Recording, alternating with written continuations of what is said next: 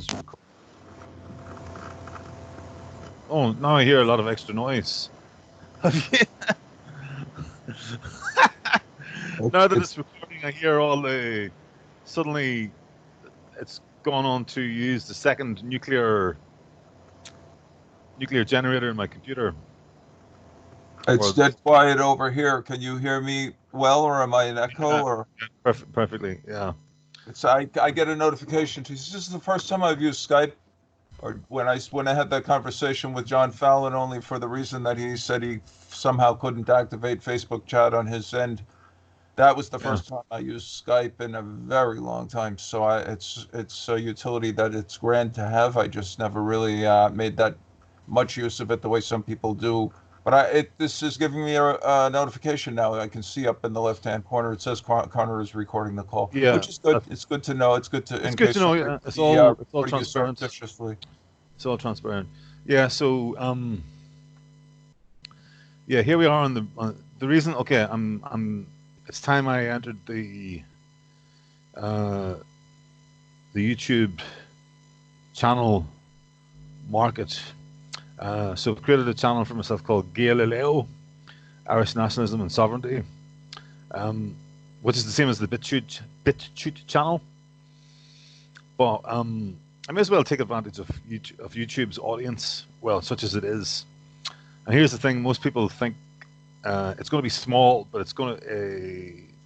Anyway, we'll talk later on about the restrictions of YouTube, because I think a lot of our people believe that once you put something up on YouTube, it goes out to everybody in the whole world, and then if it's any good, and it's the only restriction then is how good it is. But actually, me and you know that it depends so much on the content. Well, on the nature of the content, it might be high quality, but if it's any sort of nationalism, will only go to a very, very restricted audience. Did you know that, Martin? Did you know that about YouTube? Yes. Well, sure, because they're throttling any nationalist voices. In other words, that they're deplatforming, demonetizing. Is that what you're referring to? Yeah. Well, it used to be that they would send it out to people who were people who not only subscribed to you and people who watched content that was very similar, but also people who watched content from time to time that was vaguely similar. Yeah. Now they only send it to your subscribers and people who watch content that is very, very, very, very, very, very, very, very, very, very, very similar. So it's very difficult to pick up a new audience outside of the audience that's already subscribed to you, or an audience that's already watching stuff that's very, very, very similar. It won't show up amongst your recommended videos. Yes, if it's anything to do with nationalism. Yeah. Anything to do with any sort of nationalism whatsoever. Well, it's like skepticism. I suppose it's like Jordan Peterson. Jordan Peterson isn't nationalism, but it's skepticism of the system. You know, the existing globalist system, etc. Any form of skepticism, whether it's nationalism or coming from a more philosophical basis, like Peterson, for example. Any critique. Then it's hemmed in to the echo chamber. So you're not going to, unless you're somehow doing something yourself artificially to get it out there, like, for example, asking people to share it on some other social media, for example, YouTube or WhatsApp or, I don't know, whatever, messaging, Twitter, then you can't really, it's difficult to increase your audience, because you can only increase your audience from another pool of audience that's already watching similar content. You're not going to get it's not going to put it out to people that might be interested but might not. Yeah, it's back to the you get that problem with not being able to reach the normies. Yeah, I hear you. Yeah. So, I mean, that just needs to be said right from the off, because the YouTubers are aware of that. Well, most of the the Irish YouTubers, Irish nationalist YouTubers, would be aware of that. Well, the experienced ones, the ones that have been around a while. The newer ones mightn't be. The more unsophisticated ones who are just getting started, or the more unsophisticated ones in general, who just like share stuff of computer screens. I'm not putting them down or anything like that. They're just like unsophisticated. You know, you can say call a spade a spade. It's just technically unsophisticated, and they're unlikely to. If it's technically unsophisticated, they're unlikely to have the understanding of how YouTube works to go along with that. You know, so. But okay, so the YouTubers may or may not know it, but a lot of the audience have no idea. A lot of the audience, I hear people. Somebody came onto a forum a Facebook group the other day, and this person should have known better because they're 18. It says, right, okay, next phase after the election, next phase to build the movement is everybody needs to get a webcam and Photoshop and video editor, and everybody needs to be creating videos. But that is definitely not the next wave, because as we just explained, we're working within an echo chamber that has got a very, like, if you imagine this screen as the 10,000 or 20,000 people that are in, that we would call patriots, Irish patriots, real Irish nationalists. The new way, which is also like the old way, harking back to Pearse and the Men of 16, etc. But not the way it's been lost and taken astray by the likes of Sinn Féin in their second half of the 20th century guys, especially after, let's say, 1975 or like 1980. So where was I? Where the hell was it? Yeah, we were talking about YouTube. Yes. Our audience, a lot of our audience. Yeah, this guy came on and he says, okay, everybody needs to, and people think, oh, just what the movement needs is yet another YouTuber saying exactly the same things aimed at the outside world, aimed at the people. Yeah, like you see things like today, even like the last minute before the election, people are putting memes. I'm going to switch over to Facebook. Oh, switch the conversation over to Facebook. Memes saying, make sure you go out tomorrow and vote for a nationalist candidate. And I was like, what's the point? You're putting this into a nationalist group or a nationalist page. Right. Or you're sharing it with me and a whole lot of other nationalist people. So, you waste your time because, you're talking to the converted. You think you're going to the outside world, but you're not. You're not. Because the social media giants have us hemmed in into our reservation, where they have us in our reservation, in our echo chamber. And there are ways, as you and I have been working on over this past 6 months, to get out of the echo chamber, but you have to. It's not just sitting on your surfboard and riding the YouTube wave or the Facebook wave. You have to, and just like thinking up, having a nice speech, recording it, and then just press and share. No. You have to be careful. You have to be. You have to force it into the outside world. You have to find ways and holes and chinks in the holes in the reservation fence, if you like. Yeah. Or sit. If you stick with the reservation metaphor, a high peak above the pines where you can have an Indian smoke signal system with all your fires going to get the messages, so it can be seen from beyond the reservation fence. Micromation. It's micromation. Yeah, I like that. All right, I like the analogy. I like the. Well, there you go. Freedom for native peoples, right? Right. Freedom for indigenous peoples. Yeah, when I was in South America, I had an indigenous friend. Went to see them. And they're celebrated by the state down there. They have their. Anyway, I won't get into that too much. So, where were we? Yeah. So okay. Yeah. So I'm gonna get into. I mean, we've done so much work over this past 6 months. You, me, and a couple of others, and there's been some people have come in and out. We've set up the structures that could have been used to really create the machinery to get candidates elected. Well, obviously not on their own, but just a communication structure, just to communicate, a way to get people.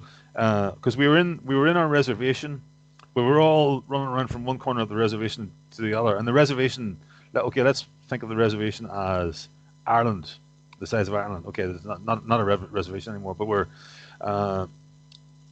to be successful in an election. One candidate is standing in one constituency, which basically maps onto a county, more or less.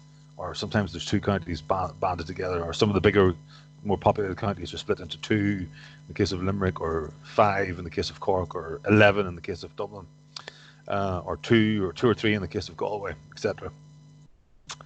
But it's no good, if you've got 10,000 people, you think, wow, yeah, we all agree and we think this candidate's fantastic, but if the 10,000 people are spread all over the country, that's no good to you, because the candidate stands can only accept votes from one constituency. So you need your 10,000 people concentrated into one constituency. And if you have any prayer at all of getting the candidate into a seat, yeah.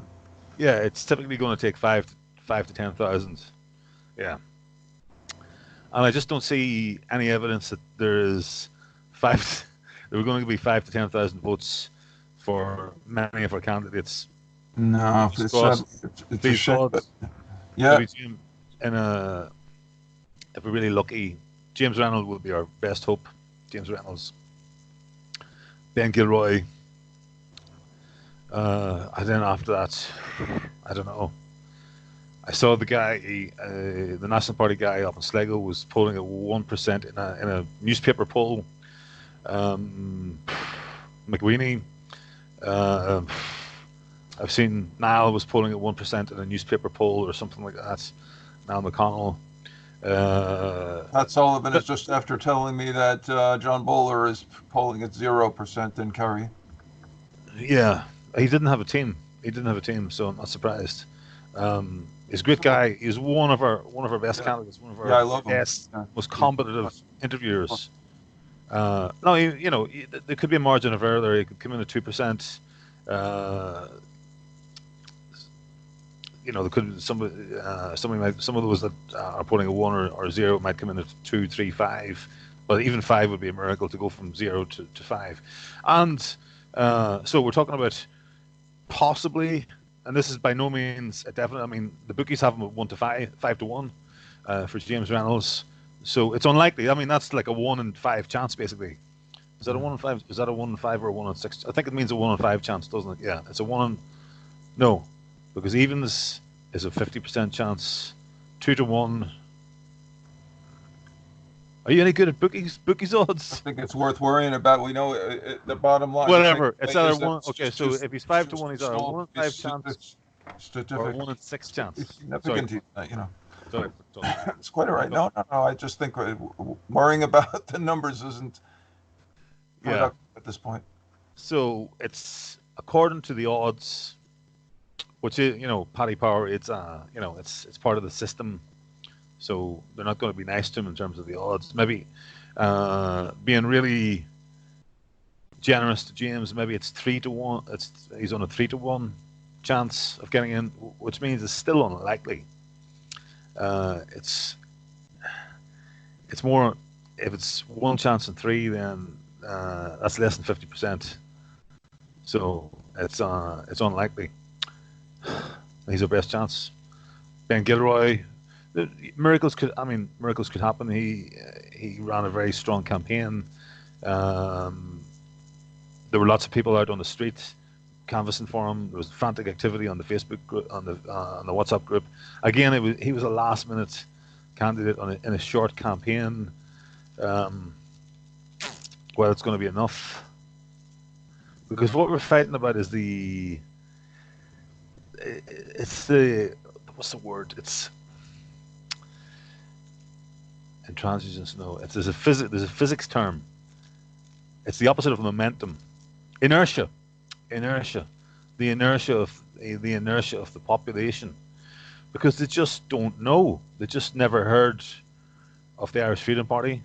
I canvassed 2 days with Ben Gilroy. One day I remember I counted up. I spoke to about 60 people. 5 or 6 of them had heard of Ben Gilroy. So that's 10% of the, if you expand that out, that's 10% have heard of Ben Gilroy. And as soon as I told them that Ben Gilroy they didn't know that Ben Gilroy was standing. So, I mean, that's how little it had penetrated through. And who could blame them? You can't blame them because this isn't covered. It's a general election, and the Irish Freedom Party hasn't really we haven't established ourselves as a name, as an important party yet. So why would the press aren't covering it? The press will put, it just hasn't seeped into people's consciousness yet. But I mean, come to think of it, that's those 5 or 6 people. Once I told them that Ben Gilroy was standing, they were, yes, he's got my vote. I don't care who he's running with. He's a great guy. His reputation preceded him. So automatic yes vote. And I suppose that's maybe where there's some hope for Ben there, because that's like going on for 10% of the people I talk to. If that is a representative sample, 10% would probably be enough to get him the 4th seat or the 5th seat. Fingers crossed. But as far as the Irish Freedom Party, nobody had heard of the Irish Freedom Party. Nobody. That's awful. That I spoke to in Dublin Bay North had heard of the Irish Freedom Party. And I'm not surprised, because I come back to the reservation. Everybody in the reservation, there's 10 to 20,000 people who watch Gran Torino, who watch Critiqued, who are going to vote for the National Party or the Irish Freedom Party, or I mean, I wouldn't even include Renew in that, because Renew are a separate world all to themselves. They probably have another 20,000 people, and they seem to some of them overlap with us, with a very active social media that would follow the new YouTubers. But there's certainly none of new YouTubers championing Renew, which is a shame, because I think Renew are a good outfit, and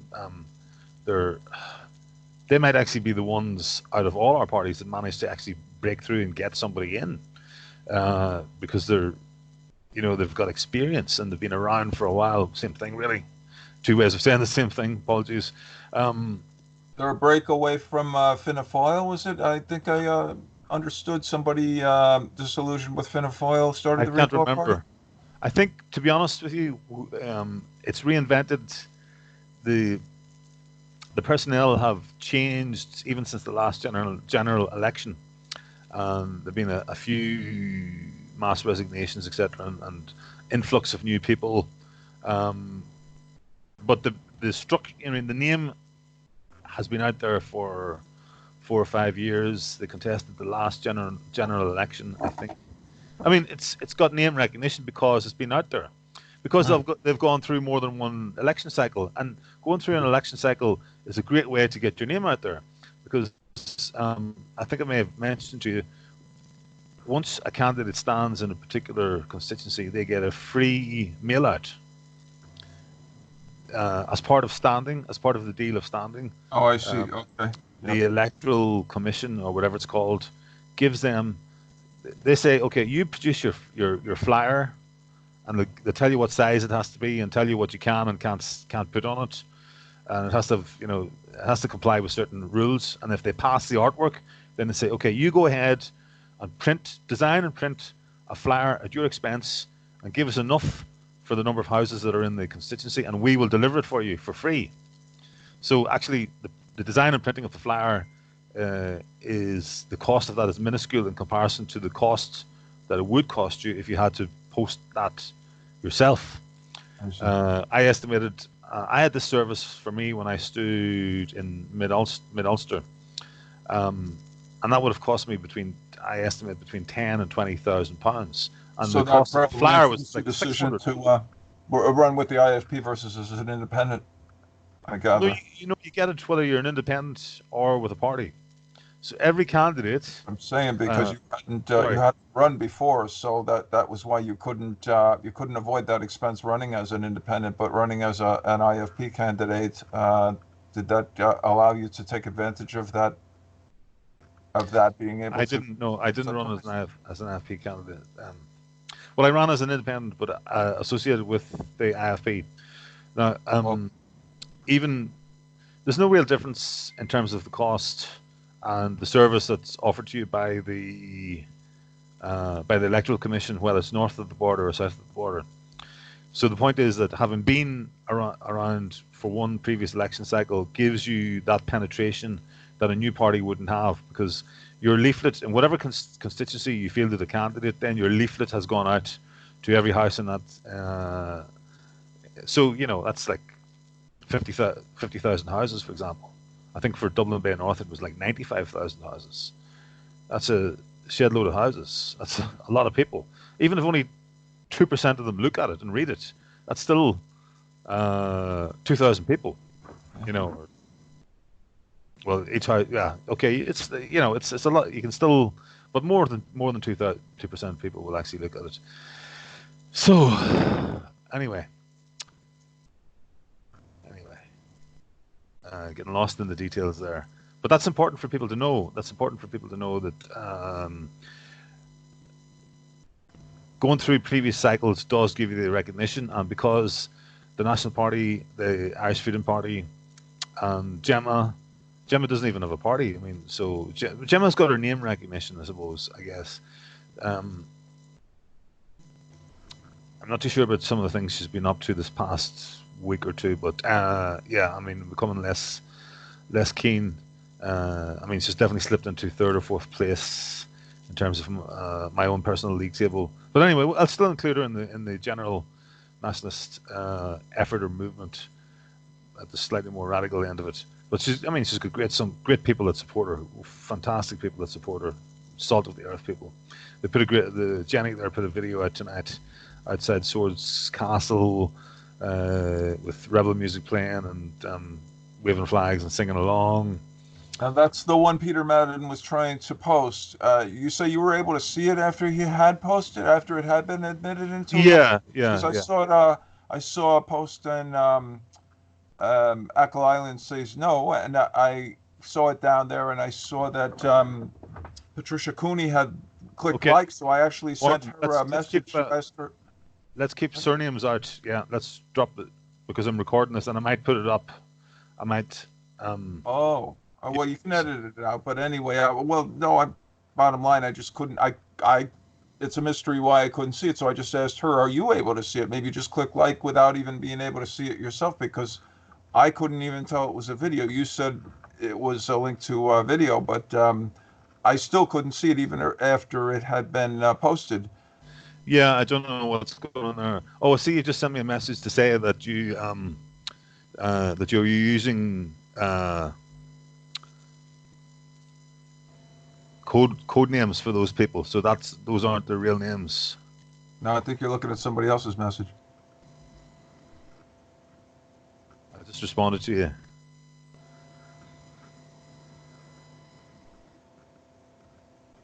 Did you see my message there? I saw something on the screen that say yes. Oh, it wasn't me. That was somebody else. Okay. Because I'm recording this, probably not a good idea to read out what messages are coming on. Okay.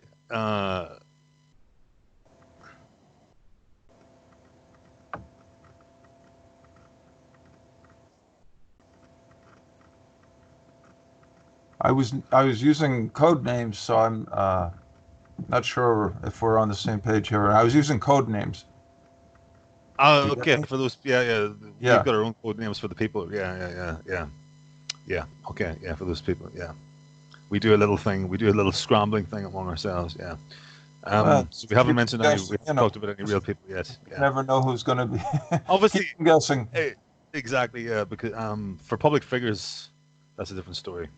Well, anyway, I don't know what explains that, but I could not see, and I don't believe I could have possibly been blocked by any of Gemma's backers, but stranger things have happened, so I don't know what explains it, but I couldn't. That was the only reason I was declining, but I sent that guy a message explaining the only reason I declined this is because it says whatever it said, this is unavailable right now, and just go ahead and try again. Maybe he had a broken link. This has happened numerous times as I've been adminning. I'll see something that says this content is unavailable right now, and I decline it and say, please try again. I don't know if it's on my end, but I can't see why. I get that all the time. I get that when people, yeah, so that's what happened with people me. have blocked me. Did you ever have an explanation for why? Mm-hmm. Did you ever have Yeah. Did you ever get to the mystery solved? Because I couldn't. No, we'll have a look at it afterwards. No, it's not that important. But you messaged me and said, would you let it through? I said, it's fine with me. You can try again, of course. But I just couldn't see it. If you could see it, then not good enough. But it's just making me wonder why I couldn't. Anyway, that's neither here nor there. We've got bigger fish. Could you see who it was? Could you see that it was Jenny? Again, I'm using the code name. No, I could only see that it said this content isn't available right now.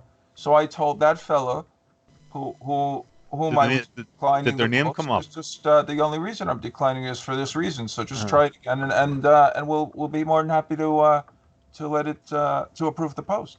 Yeah, no worries. So you see, for anybody watching this, we're going deep into technical stuff there. We're way more sophisticated than the average Facebook user or user of social media, because we've been trying to work out. Martin's in New York and I was living in London, and how we could help publicize, because it was obvious to me that people, we needed to get the word out to the general public right from day one. And it was obvious that all the content on YouTube and Facebook was going into a reservation, going into an echo chamber. Maybe a reservation is an easier way to think of it, because like a 1%, a tiny area of land where all the natives, the angry natives, have been corralled in, and then out in the rest of the world is like the peaceful, the fluoridated natives. That's where all the fluoridated natives live, and we need to get our smoke signals out of the reservation and get the messages of war. Well, culture war, because we're taking our country back, out to the fluoridated masses outside the reservation. But what most of our Indians, most of our patriots don't realize is that their efforts to get outside the reservation, they think they're shouting or sending a message that's going out to the public, but it's not. It's not, and the vast majority of the public have no idea about our parties, our policies, or anything. But the good news is, when you do talk to them, a large percentage of them are very excited, like what I found in canvassing. Very receptive, yes. Very receptive, yeah. Very, very much more so than the internet version of going off the reservation. When you go into normie Facebook groups, you do get a lot of resistance, because the enemies are lined up there, because they know that that's we're going to use that channel of attack, so they're all ready and waiting for us to ambush us and stop us getting the messages out, stop us saying anything that doesn't totally legal. What we're talking, obviously, what we're saying, we were just putting forward a point of view. For example, questioning the level of immigration, asking, extrapolating how quickly they are actually going to become a minority, or what is the period of time. And they do not, there's the gatekeepers, the self-appointed gatekeepers of social media groups. These are people. They're nothing to do with the social media moguls themselves. These are people who sit in the groups and act as censors, because they don't like the status quo being questioned. So yeah, they wait for us, and we have developed techniques to get around that.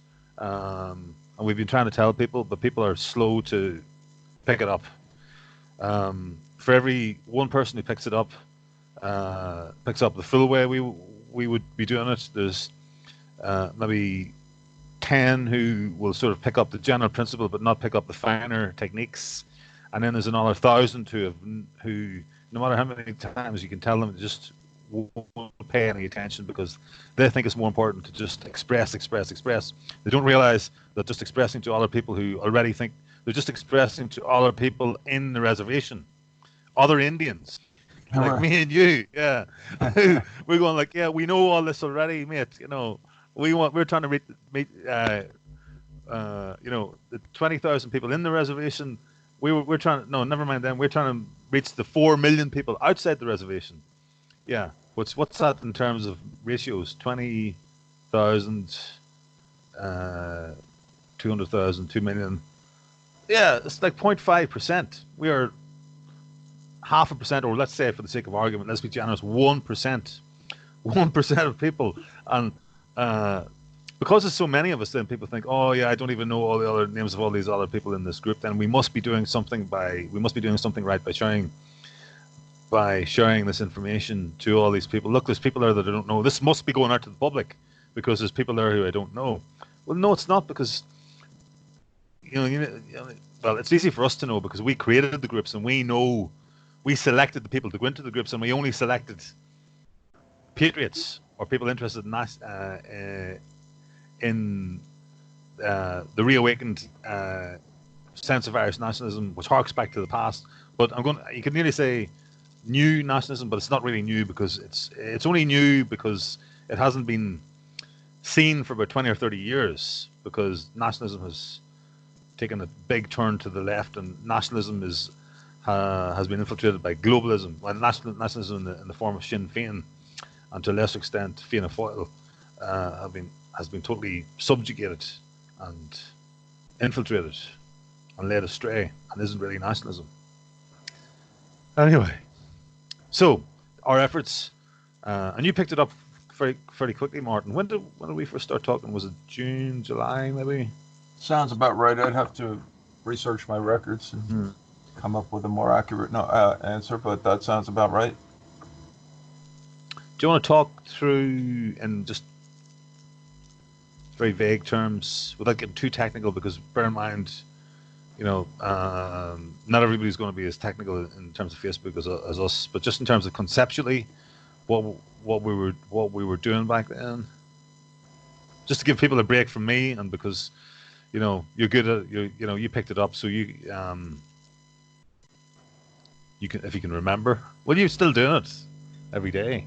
You were doing it recently there for John Bowler's team, and to try and help Duffy out a wee bit as well up in Mayo.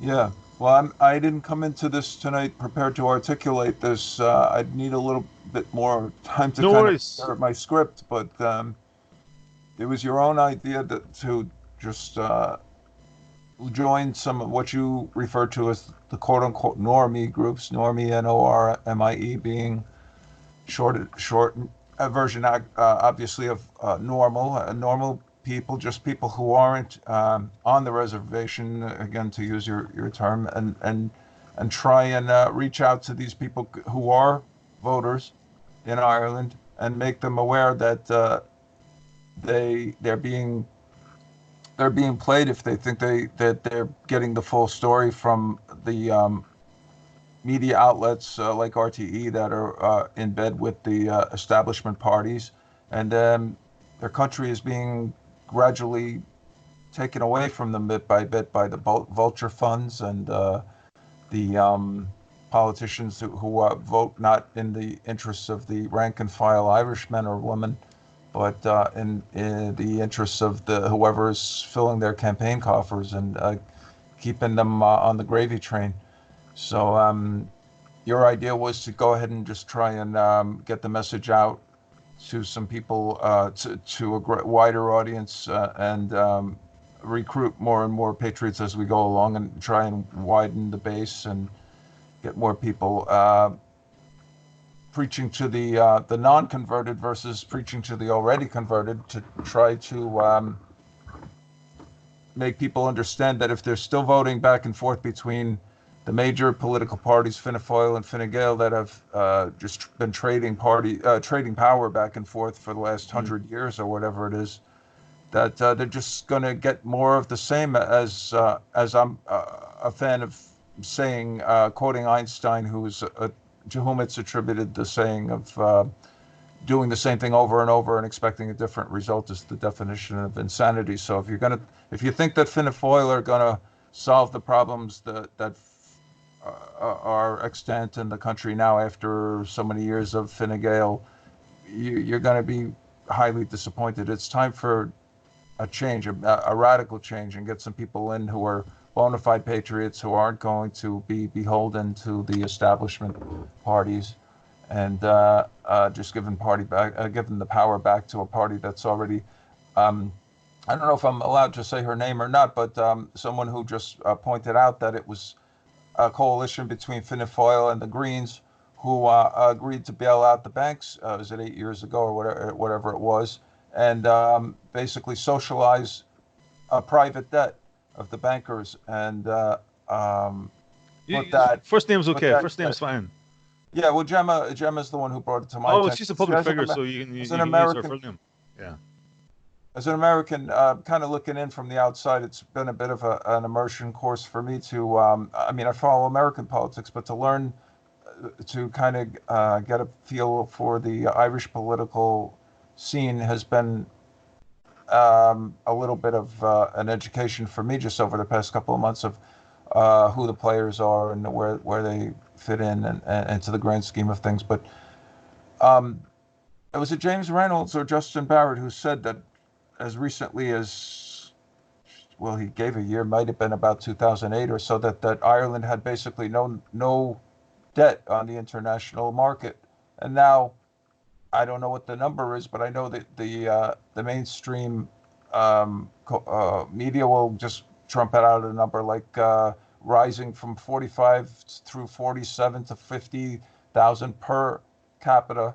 That every Irish man and woman and child and unborn child has upon his or her head, like it's the most normal thing in the world, and there's nothing normal about it. So now with an election right on our doorstep, how in the world can the people be voting for the same parties that got us into this mess, thinking that they're going to have the solutions? That it's just time for a radical change. Well, anyway, I went off on quite a tangent. You wanted to? No, you're spot on. No, it's great. It's great. You wanted I think it's 220 billion. I think the figure you were looking for is the national debt. National debt. 220 billion, or 200. It's over 200 billion anyway. So it's outrageous. Where the hell did all this money go? I mean, and we've got something like 15,000 people homeless. We've got banks that securitized mortgages to repackage them for sale on a secondary market, such that they're profiting big time, and the gap between the elite and the rank and file Irish is just growing wider and wider all the time. And we've got people whose homes are being foreclosed on. I don't really have a full understanding of the whole picture, but I could see it's a mess, and it would be fixable if we could get enough true patriots into positions of power that weren't beholden to the banker globalist establishment, or part of the existing political class. Exactly. Which is subservient to Europe, which looks up to Europe, which wants a job, is looking for a job in Europe, which props up the neoliberal establishment, the big business in Dublin, and the chain landlords. What's the term for a landlord who has multiple properties? Not just your uncle who's like moved out of the smaller house and now rents it out, but career landlords. Slumlord was something we say here in the United States. Yeah, well, we had that as well, but I don't know if you could call them slums, because some of these places are actually quite nice, even though they're tiny. Maybe you could call them slums because they're rabbit hutches, some of them, and the ones in the cities anyway. Of course, that's the,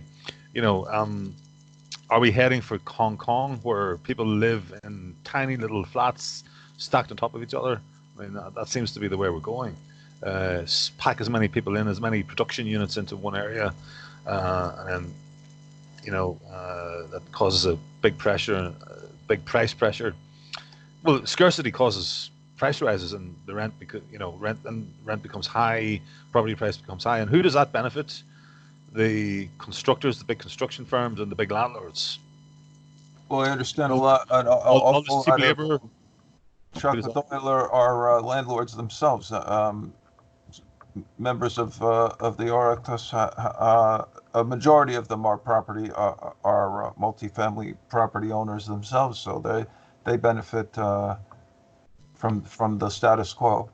I think a third are millionaires, and a half are landlords, or maybe it's the other way around of the TDs, and that's wrong. There should be some restriction about the amount of personal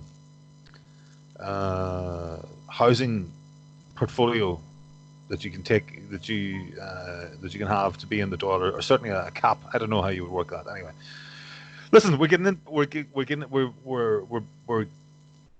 being guilty, and it's my fault as well, because I'm leading the conversation into it, of preaching to the converted, because everybody watching this knows this. I'm all about talking to the people in the reservation about how we're going to get the other near enough 4 million voters, or 3.5 million voters on our side. Now, this election will already get 5% of them on. That's great, okay, but it could have been that we got 500,000. If we'd had 500,000, we would have probably got about 5 or 10 TDs elected, and we had the time, because we knew an election was coming, but we missed the opportunity because we talked to each other as if we were outside the reservation. And no, we're in the reservation. We do not need to waste time talking about sharing videos and talking about like the stuff that we've just been talking about. That's okay, but at least half of our conversation needs to be about how we're going to get the other the people outside the reservation who are drinking the fluoridated water. We're obviously not, but the unaware, the uninformed, they know that something's up, they know that something's wrong, but nobody's. The arguments that are so obvious to us are being hidden from them, being purposely hidden from them, and they're prevented from hearing our arguments. Nobody in the press is ever allowed to say this, or they lose their job. To talk about the link between mass immigration and the pressure on the housing crisis and the trolley crisis, for example. Nobody's allowed to talk about that. Anyway, but this is what we need. This is what we need. So we were over the last 6 months, we were devising ways to do that, but we just couldn't get people to see,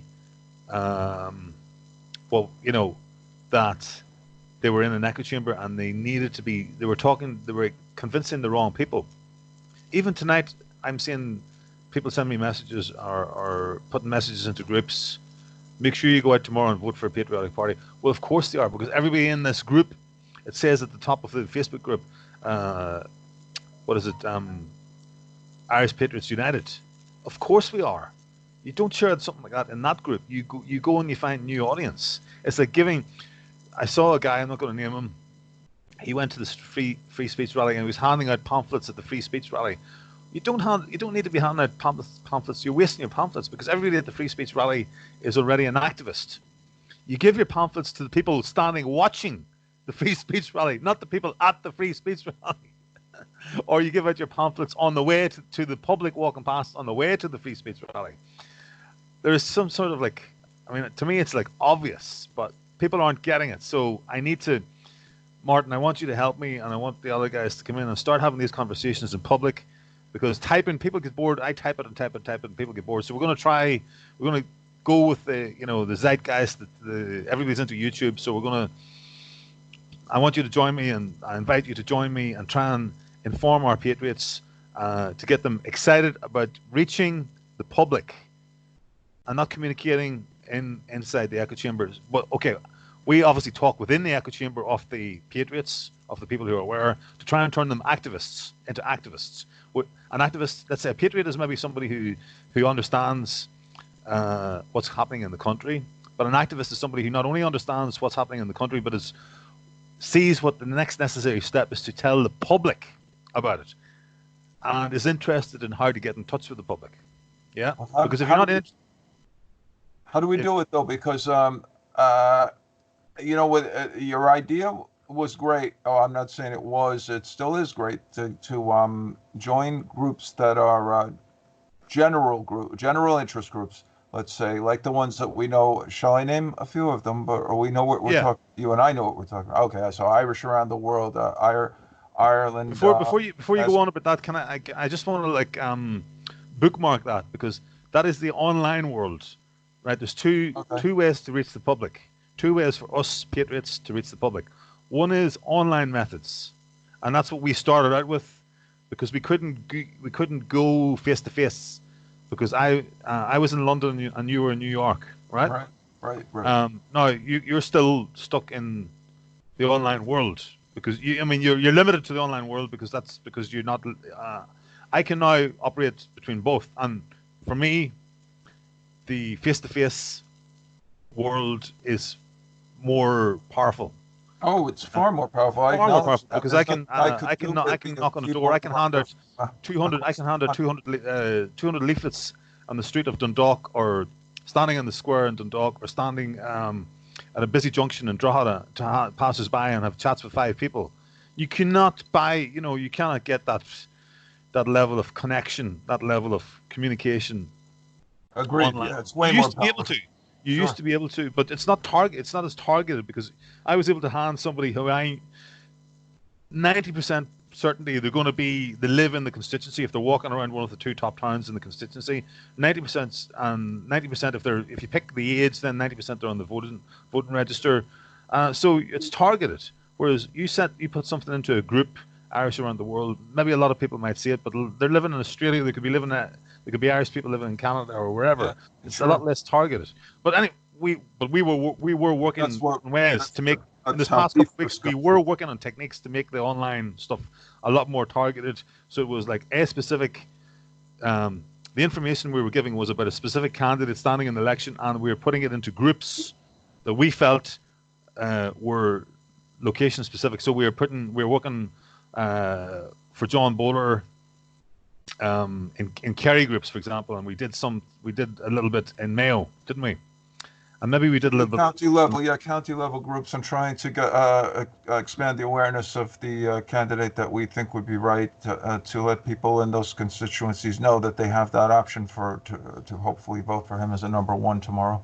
Yeah. And I mean, we got the technique down, but boy, could we persuade people of the usefulness of this. I mean, to me and you, it's obvious. You're getting the information about a specific candidate. It's the online equivalent of standing in the street in Dundalk with the candidate's leaflets and handing it to somebody who's going to be voting in that constituency. Now, they may or may not vote for the person, but at least you're targeting the right demographic, right? Right.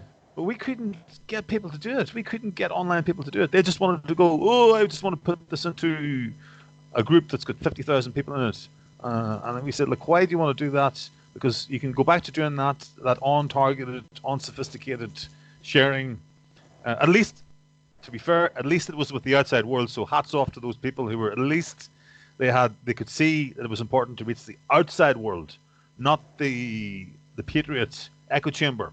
So fair play to them. Anyway, the opportunity is past now. Well, it's basically 24 hours. Or 12 hours. Probably, I don't know, whatever it is. A day before the election goes, so we're not going to do much now. It's time to start thinking about the next phase. So the next phase is growing the online efforts to get out of the reservation, to get the message out of the reservation to the 20,000 people on the reservation. That's the 20,000 patriots who are aware of what's going on, to the general public by online methods, and then face-to-face methods as well. Now, the face-to-face methods are we need to meet locally and create teams locally, and then go and start talking to people locally. That's the magic. That's the secret. But Well, it does seem like a secret, plant because the nobody seed. seems to know it. Nobody seems to get it. Nobody Well- seems to understand this. To me and you, it's like blindingly obvious.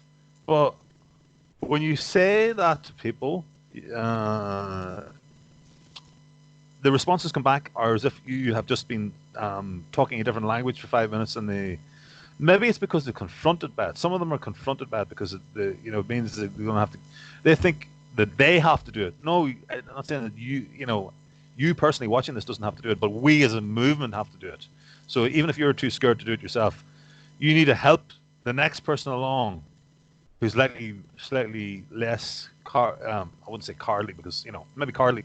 Cowardice is part of it, but also people have stuff to lose. Some people have work for government jobs, but I mean the level of stuff they have to lose is nothing compared to what the boys in 1916 lost. That's what you got to remember too. And we're going, if we don't mobilize, we're going to lose everything. We're going to lose everything anyway. And at some stage, you're going to have to mobilize. So you're going to, whatever it is you're going to lose it anyway. That's right. So I encourage people to go for it now. Anyway. No, but we planted was the just trying to seed. get... If it didn't germinate, I mean, there's only so much you can do. There's the expression, you can lead a horse to water, but you can't force it to drink. We put it out there big time. What are we supposed to do? I mean, everybody, the vast majority seem to just want to watch the few people who are doing something, do whatever they're doing, and maybe cheer us on. But they're not actually, it takes some initiative on their part too. And you say, when you were just saying now, I didn't want to break in, but when you said you may not be speaking to that individual person, well, we are speaking to that individual person. Somebody's got to say, all right, I don't want to use the guy's name, but we'll both know of whom we speak.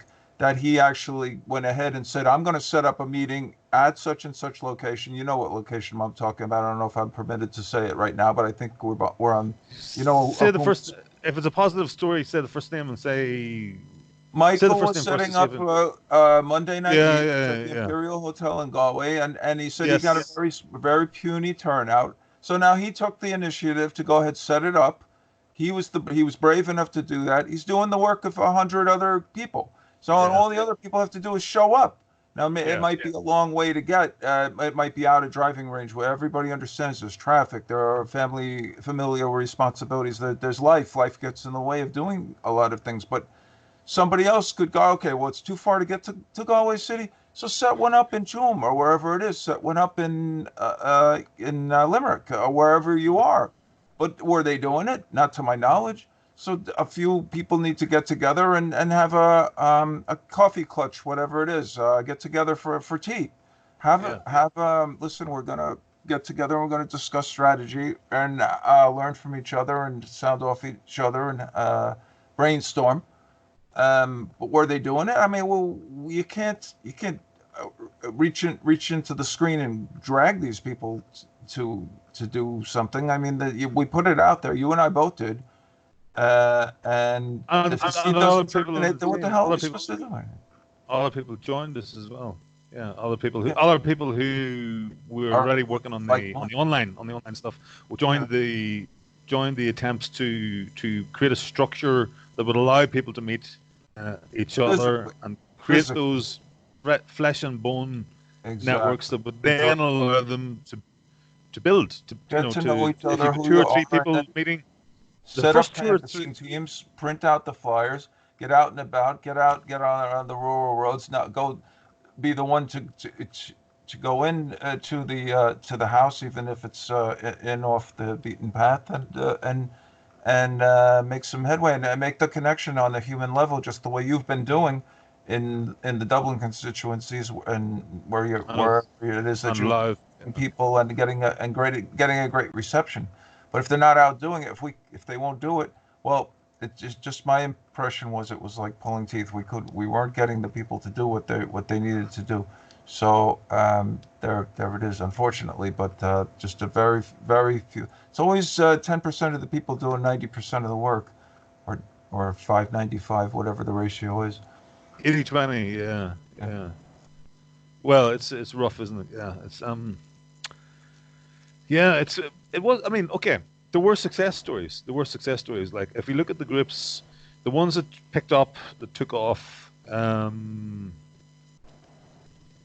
were Dublin took off, and people started. Well, Dublin had Dublin has the Dublin City one has 10 constituencies, so it's a lot of, candidates were coming into the group and saying anybody free to help me canvassing, and then, the balls started rolling. There was activity. There was election activity, not just sharing videos. There was real life election activity, and people standing up and saying, putting their hands up and saying, yes, I'll do that. Yeah. And then, I'd say Ben Gilroy's canvas was a success, and I mean he he has his own profile, so a lot of it is due to his own profile that he has attracted. Though I didn't meet many Ben Gilroy fans. It was more Irish Freedom Party activists that I met on that canvas. But sure, we pulled in some people from the social media, from the Facebook group, and the fact that people could see that, it wasn't such a radical thing to be out canvassing, because there was lots of Ben Scallon was sharing photographs, was sharing photos and videos of his canvas. So we normalized the next step to get off the fucking sharing videos among each other, among other members of the tribe who don't need to see them. Within the reservation, within the we could, in that group, it certainly worked. Yeah, we normalized canvassing, and people wanted to get involved, and people were coming up to volunteer, and we're trying to hook them up to the teams. And I'm sure we helped those teams. We have, well, maybe not the National Party, because the National Party didn't. Well, to be fair, one girl from one of the National Party candidates did put her hand up and say, "Yeah, I'll use anybody." She was the first one, actually. She was the first one. Serena was the first one in that Facebook group. And then I hope she, I presume she got some people out of it. There were 150 people in that group, so I presume she did. But the other two didn't. They were more secretive. Maybe they were more confident that they had their own groups. But in other groups that we created, the National Party candidates didn't put their hands up, and I say they missed out on decent help. Colin's auntie was crying out up in Longford. Colin's auntie was crying out to join. She would have been powerful. She had the energy, and I got the impression that she, at the time, she would have been like a full-time canvasser. She was crying out to get connected up to what's his name, Paul Hanley's team. But I couldn't help her because I'm not connected to him. So I just created the group. I'm sure he knew about it, or somebody in the National Party knew about it, but they didn't take advantage of it. So, if Paul Hanley doesn't get elected, I put it to him, you could have used that group, and that could have been worth, I don't know if it would have been worth another 5% of your votes or 50% of your votes. And I don't think he's going to get elected, let's face it. I hope I'm wrong. Please, please, please surprise me. I'll buy you a pint next time if I ever meet you, Paul. I owe you one. Yeah, but I don't think you're going to get elected. That's not what we're seeing. That's not the sense we're getting out there. And again, I hope I'm wrong. I hope to hell I'm wrong. We didn't have. But anyway, okay. So there will be other people. I'm just saying there were lost opportunities, missed opportunities, and lost opportunities all across the board. All. But there were success stories. Louth, for example. That Louth group was a bit slow to get. The Louth Facebook group was a bit slow to get going. And Cathal the candidate asked me to help him out. So I started working it. I made sure that messages were being put in there, and anybody who expressed any interest was followed up on and nurtured, and the relationship was nurtured and they asked people, but you don't just ask people once and then consider that anybody who's worked in sales says, you ask somebody, it's no for today. Then you create a wee bit of positive story, create a bit of a buzz about going canvassing. I created some videos with first-time canvassers that they could share their experiences, and then other people who were considering going canvassing and maybe wouldn't have done it then when they heard Kay's experiences, or whoever it was experiences, then they might have, they would have come forward, and in the end, by all mixture of teasing and brushing the path for them, creating a pathway for them, step by step, we had maybe participation from 20 people in the canvassing team. Out of a group of maybe 100 by the end, and it's really starting. Just in the last days, it's really starting to grow exponentially. Like, everybody suddenly realized there's something happening here. There's people out canvassing. We've seen the videos of them. It's easy to do. They're not getting beaten up by Antifa. We could be, my God, like half a day before the polling day, suddenly there's like 10 people coming in, or people that are already in the group are adding more people. As if to say, we're all volunteering to help out. And of course, you can't get them all connected up. We could have been doing that with that like 3 weeks ago, but everything has its momentum. I suppose I always thought this was like blindingly obvious that you had to work the groups. You had to work the group. You didn't just like put one post in day one and say, anybody up for help me canvas? And then when nobody came back, and then you just gave up on the group. That's like a group of 50 or 100 people. You spend 10, 20 hours over the course of a month working on that group, and you get 20 people out of it. I think and each of those 20 people puts in an average 2 shifts. So you might get like 100 hours of canvassing for 10 hours sitting at home. Just send a few messages late in the evening or whatever, just looking after WhatsApp groups and whatnot. So they need work. They need a bit of, it's like a farmer. You have to, like, you've got the raw materials there. You've got 100 people who've expressed interest in possibly in the success of a nationalist candidate in their area. Not everybody's going to come forward, but you have to, you reward the positive examples. You show the rest of them. You lead the way. You help them out. You help them come out of their shells, and bingo. You have a canvassing team there. With Galway, that fella Michael we were talking about, at least he got something started. I know that Michael later went down to Clare, and he created a team of people to go down and do some postering for the candidate in Clare. Did you know about that? Michael did some boosting for the candidate in Clare? Oh, yeah, no, I didn't know about that. That's postering. Yeah, they went around putting up posters. Oh, postering. Gotcha. Yeah. Yes, I did know about that. Yeah, I beg your pardon. I did. Yeah. And then there were other... okay, I'm sort of maybe having a go at the candidates here, because the candidates didn't show up to use the groups, and some of them did and tried to use it, and maybe they're inexperienced, just like did it once and then give up on them, and it could have been a resource for them, like what happened in Louth, where at the end of it, at the heels of the hunt, we had maybe 20 people have participated in the canvassing. Now Dublin was, of course, a big success. Galway because there was already networks there. There was already real networks there.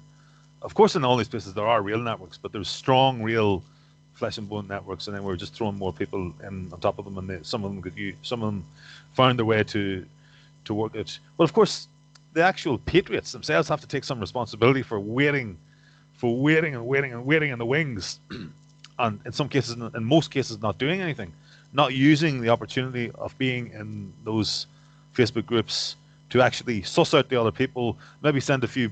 That's what I would do if I was them. I would say, I know him, so I'll go and see. I know him and hers, and I'll arrange to meet them secretly. And then once I've met those 3, then maybe we'll start looking at who else is in the group that we feel comfortable with, and invite each other in. Now, as you do that, your confidence, the group becomes stronger. The group becomes better, more resilient, and better to deal with. Like, for example, so if a plant did show up, and there's like 5 people that have met 5 times, and they know each other well, and they've already discussed the get out, secret codes. I need to go and pick up the kids. That means we're going to ditch this dodgy looking, creepy looking fucker, and we're going to meet around the corner in this other venue that we've already prearranged in 20 minutes, and we'll all head off in separate directions. So once the core group has met, then it can start to grow and become resistant, and you start to trust each other as well, and have your little secret code word. And to be honest, as far as I know, no, in any of these local regional meetups, no Antifa ever turned up. Anyway. Good thing. Yeah. So it was all worrying over nothing, right? Another success story, the Kilkenny ones. The Kilkenny ones met up, and then they actually ended up getting hooked up to the candidate, the candidate down there. Now, the candidate was a wee bit wary about dealing with new people at the start, and they initially refused our offer of help, and they lost probably about 3 weeks worth of work. And eventually, they did meet up with those people with one of those people by another method, by another. They eventually found a way to. Some of them found a way to each other, and then she realized that they were fantastic people. And then she came to me and says, "Please let me into this group, because I hear that there's like good motivated people, and they're all down to help out." And I said, "No problem." Well, I'm wondering, like, why didn't you? You could have been using these people 3 weeks earlier. Anyway, Melissa O'Neill. No, I'm code words. Oh. Did I say Kilkenny? I meant somewhere else. Oh. Yeah. Yeah. So anyway, growing pains. So anyway, the structure is there. So now, by the sounds of things, there's going to be no clear winner of this election. By the sounds of things, and we're looking at like two blocks of Sinn Féin and Fianna Fáil. Let me see. Well, Sinn Féin they're probably going to do very well, much better than they've ever done before, but they're still limited by only having 42 TDs. Fianna Fáil probably have the largest amount. But have you had any estimates about how many TDs Fianna Fáil are going to get? No. Let's say, I mean, for the sake of argument, if one gets 30, how many have Fine Gael got at the moment? 50 odd? 55? I can't remember, to be honest. 30, and let's say there's 30 Sinn Féin, 35 Sinn Féin, 40 Fianna Fáil, 40 Fine Gael, 35. Yeah, I mean, even if you put two of those three components together, you still don't hit 83. So there's going to be like a very weak, probably unstable coalition. Anyway, this is a long way to say there's probably going to be another election in 6 months. So we need to start doing the work now. We have an opportunity. Okay, we luckily, in some senses, this Sinn Féin surge at the end is probably what's going to save all our bacon in a funny sort of a sense, even though we have absolutely no confidence in Sinn Féin as a nationalist party. But because it's just going to upset the apple cart a little bit and upset the balance of power and get us out of this, revolving doors, palace revolutions, 2 terms of Fianna Fáil, two terms of Fine Gael pattern that we've been in for the past 100 years. Well, not exactly. I mean, sometimes it's been 1 term and sometimes it's been 3 short terms or whatever. But yeah, and that could, fingers crossed, result in a quick election, in an unstable government and a quick election. So we really must be ready. So we got to start working those local groups. Now, of course, the parties will be doing their thing.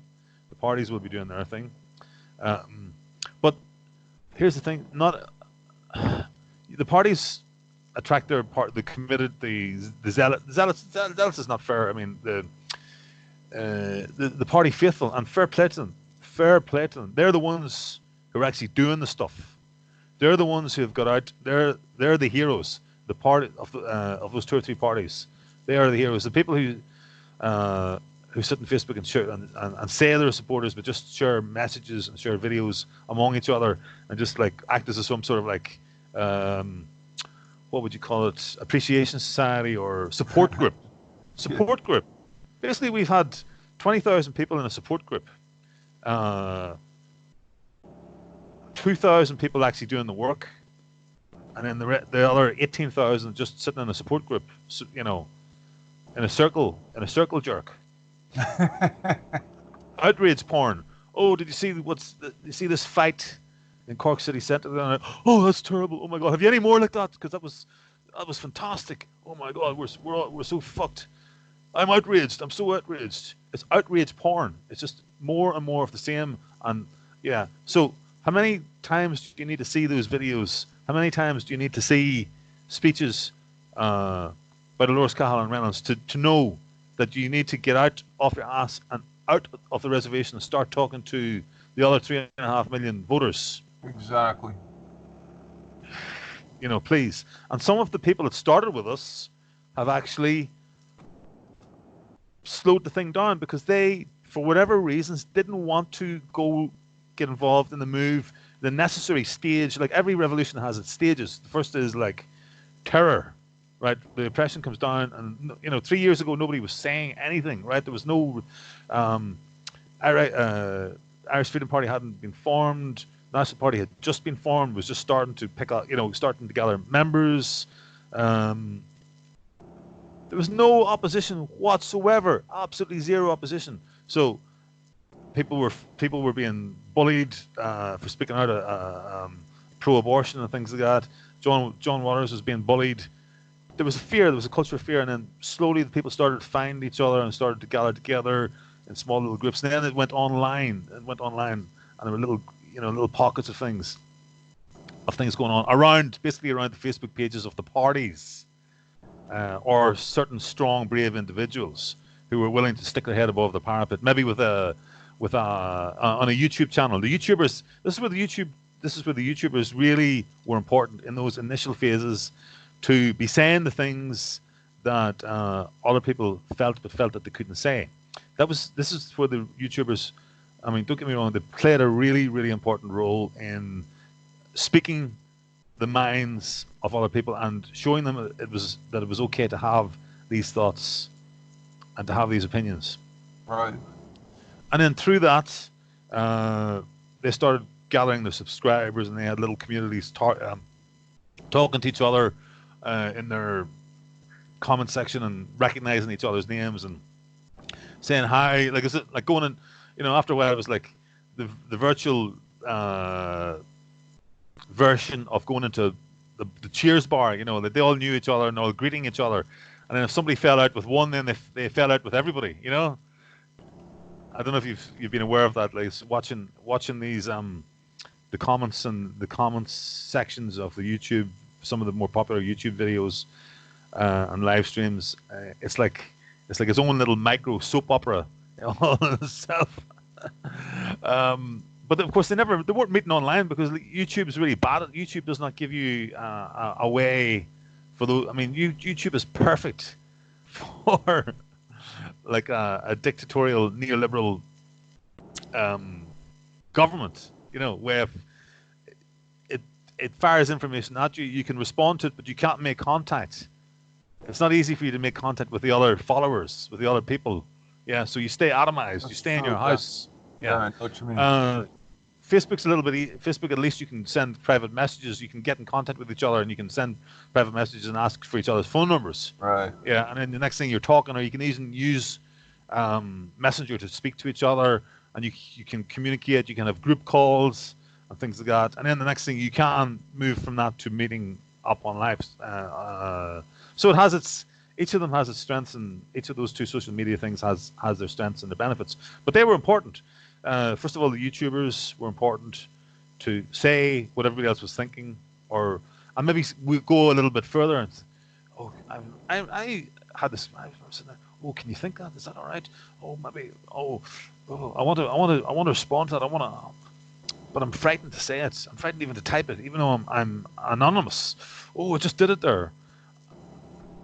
I don't know if you've ever commented on YouTube, have you? Sure. Yeah. And you comment many times. The first few times you might be a wee bit nervous, and then you gather confidence, and you become more articulate, and your arguments become better, and you pick up more information. So, in terms of awareness, solidarity, information gathering, that phase, the YouTubers were key. Were very, very critical. Then. No, I don't know how important this was, but the Facebook groups. Well, Facebook is important. Like, it's like 80% of Irish people are on Facebook. So it's 20% are on Twitter. So Facebook is the way to go. Plus, Facebook has these little. You've got the groups and privacy and things like that, so people don't. Right. You can keep a conversation guarded. There's so many advantages that made it good. I mean, it's crap in many other ways as well. And of course, the people running it don't really want us to be using it, but they've got to be using it for the purposes that we're using it for, which is nationalism.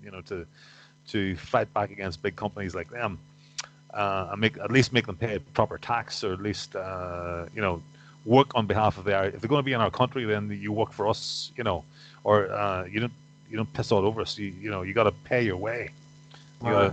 And you certainly don't go around messing around in our referenda and imposing your California morality, SJW morality over here. Anyway, so with Facebook, then we were able to create the groups, and then people got the sense of solidarity, in the sense that we had this we're inside the the stockade. We were inside the stockade safe, and then there was like a team or a certain effort made to stop the assholes getting in and doxing people and annoying people and all the rest of it. But I remember me and you were saying, okay, this is good to get people to feel safe, and they've met each other and they can start to meeting each other and seeing that they're not on their own. But we have to all the time be thinking of the next step, and we wanted people to be making touch with the outside world, the people who did, who were like further behind us, all the patriots and the patriot groups. We were aware, but I think some of them were prepared to leave behind their countrymen, who were more unaware, and they were saying things like, "Oh, people are so stupid; they just don't realize." But of course, they don't know. They haven't had the benefit of the information that you've seen or I've seen. Let's give it to them. Let's get off the reservation. Let's get out of their 20,000 people echo chamber and get talking to the other 3.5 million general public. But very few people couldn't do that, so we're prepared to do that. So that's at that stage we were starting to get closer to the revolution, the election. Freudian slip there. Hopefully, it will be the start of a revolution. Well, Justin Barrett actually announced the revolution back in November, the revolution of the Irish people. But it's not like a revolution like the French Revolution, a bloody revolution. It's not going to be. There's no point having a bloody revolution. Lots of smarter people than I have analysed this, and with modern war and surveillance techniques, there's just no point. You're dead before you leave the house. You're going to be tailed. Anybody who's talking that sort of stuff is a fantasist. Unless we're talking about a mass movement all at the same time. But when people are too afraid to go out and knock on a door or hand over a leaflet or have a conversation, what makes you think that they're actually going to walk out with a gun in their pocket? Cloud cuckoo land. We've become too soft, living in our little battery hens. Being fattened up. Take the eggs off us, we produce, and live in our little safe, homogenized cages to some degree. Well, but life is crap at the same time. There's no freedom. It's not natural. It's not our natural environment for human beings to be living in these little hutches, working, stuffed in there, producing. Anyway, that's more echo chamber stuff. So stop me. So now we're in the phase where we have a cadre of people, 10 to 20,000, that are all aware, and there's an election coming up. But 20,000 people is no good in an election because this is 20,000 people spread all over Ireland. Now, 20,000 people, if they all lived in the same constituency, that could get somebody elected. That could get 2 candidates elected, no problem at all. But we're spread over 40 constituencies. So that's 500, on average, 500 people per constituency. 500 people in a constituency, even if they all came out and voted, it's going to do fuck all. It's going to do fuck all for you. Nobody ever gets elected with 500 votes. Not in the modern age. Not now. Not since not since universal suffrage, which came in just before 1919, didn't it? Not in the past century. You need 5,000. You need 10 times that amount of people voting. So, us who are already in the groups are watching Gran Torino, watching Critique, watching Gemma. Who else is? A lot of these people are being shut down as well. That's the other thing we got to realize. For so many. That's another reason why we got to go flesh and blood, meet up face to face, because sooner or later, all these nice, comfortable communication channels are going to be taken away from us. And if you don't meet up, if you don't get to know your local people before that removed, you have now you can use the channels to meet your local people, and then reduce your reliance on the technology, because sooner or later that technology could be taken away, and you don't know the day or the moment, because somebody could just flip a switch and switch it off like that, and it's gone. And if you have no phone numbers of your local people, in your area, then you're outside. You're lost. Now is the time to get connected to your local people. to the people in your constituency. Yeah, it's normalcy bias. People just assume what is here will always be here, and things are the way they are today is the way they'll be tomorrow. But you're so right. I mean, they could pull the rug out from under us. That's why you've been setting up some alternative online options yourself, like Telegram. Yeah. Once we get people but so many people haven't even joined the local Facebook groups. Once you join the local Facebook groups, then there's an option to join the Telegram group as well, the local Telegram group. So we've got like Patriots, we've got a Patriot Facebook group for every county that is a constituency on its own or has multiple constituencies within it. And then we, like for example, you got Patriots Tipperary, Patriots Waterford, Patriots Galway. Well, that's 3 constituencies, but it's one group for the 3 constituencies. Because most people are unaware. Most people are well, 6 months ago when we were setting all this up, or 3 months ago, or 2 months ago when we were setting all this up, we realized that people were electorally unsophisticated. They didn't know what constituency they're in. Only in the majority of people probably only found out a lot of people would only find out in the last 2 weeks. So there's no point saying Galway East Patriots and Galway West Patriots, because people wouldn't know which one to join. So rather just make it easy and just have it all in one. Now, if it gets to 2,000, people, that's a good problem to have, and then we can split it out into 2 maybe if there's just too much going on. But we'll worry about that when it gets big enough. And then some of the groups are if there's sparsely populated counties. Basically, if the constituency consists of 2 counties like Sligo, Leitrim, Cavan, Monaghan, then we've just created one group for that constituency, and we've called it Patriots Cavan, Monaghan, Patriots Sligo, Leitrim. What other ones are there like that? Patriots Carlow, Kilkenny. Can you think of any more? Yeah, I think those are the doubled up ones. Just find them and join them. If you're not on Facebook, get on Facebook, because Facebook is 80%. If you're one of these people who watches videos on YouTube, you have no way to be in touch. You've absolutely no way to be in touch through YouTube with other nationalists, because YouTube does not allow that unless you take the risk and type up your phone number. If you're in the public comments and you're getting on with somebody and you want to you realize that you're both in the same area and you think, well, we need to be meeting up to further the revolution, which it is a revolution, but it's not a bloody revolution, right? It's an electoral democratic revolution is what we need. So you can put up your number and then the other person can take it and then call you and then you delete your number. That's one way around it. But just take my advice. Do yourself a favor. Join Facebook. Don't use it for sharing, telling us what you had for dinner or whatever. Just use it as a political tool. Just use it as a blunt political instrument. Yeah. Don't, I know it's got a certain, if you're young, it's got a certain stigma. It's boomer, blah, blah, blah. Well, fuck that. 80% of the Irish public are on it. So it's a great way it's a way to get connected. It's a way we've set up the groups, and the groups are easy to find that way, and then we'll vet you. If you're Antifa, if you've got Antifa all over your page, then you're not getting in. Sorry.